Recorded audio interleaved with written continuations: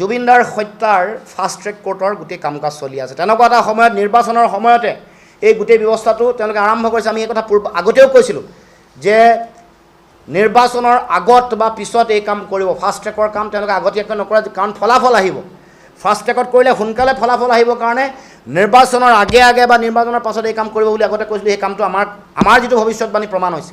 এতিয়া fast track কোৰ্টত এতিয়া বিচাৰ চলি আছে। আমি ক'ব খুজিছোঁ চৰকাৰ বা এতিয়া যিসকলে চৰকাৰ যদিও নাই, এতিয়া তেওঁলোকৰ যিসমূহ তথ্য পাতি আজি যদি কিবা কাৰণত যদি ফাষ্ট ট্ৰেক কোৰ্টত যিসকল অপৰাধী আছে তেওঁলোক হাৰি যোৱাৰ সুযোগ পায়, কাৰণ অপৰাধীসকলৰ অঙহী বঙহী বংশ পৰিয়ালৰ কথা বতৰা বডি লেংগুৱেজ এইকেইটা আমি দেখিছোঁ।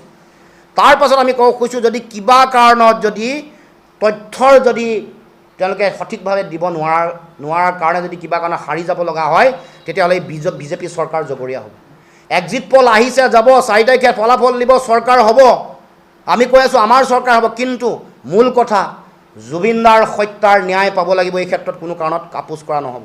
আৰু সেইকাৰণে আমি ক'ব খুজিছোঁ এই গোটেই ফাষ্ট ট্ৰেক কোৰ্টত চলি থকা বিচাৰ প্ৰক্ৰিয়াত যদিহে ক'ৰবাত যদি তথ্যৰ ক'ৰবাত যদি তেওঁলোকে সঠিকভাৱে তথ্য, যেনেকৈ এগৰাকী ব্যক্তিৰ ধৰ্ষণ কৰি হত্যা হোৱাৰ পাছত অৰ্ণময় বৰাৰ হত্যাৰ পিছত সুপ্ৰিম কোৰ্টত অপৰাধীয়ে ইয়াৰ পৰা যাবলৈ সুযোগ পালে তথ্য দিব নোৱাৰে, কাৰণ কাৰ দুৰ্বলতাটো কাৰ?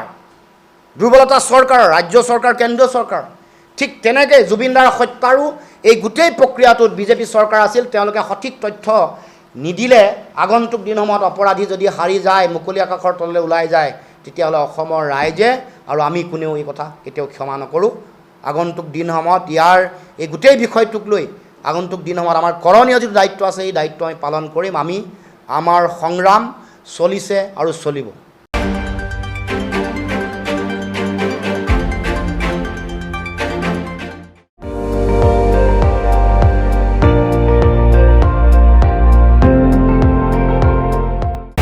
আপুনি চাই আছে ND24, সৰ্বশ্ৰেষ্ঠ নহয় সৰ্বোত্তমৰ দৌৰ।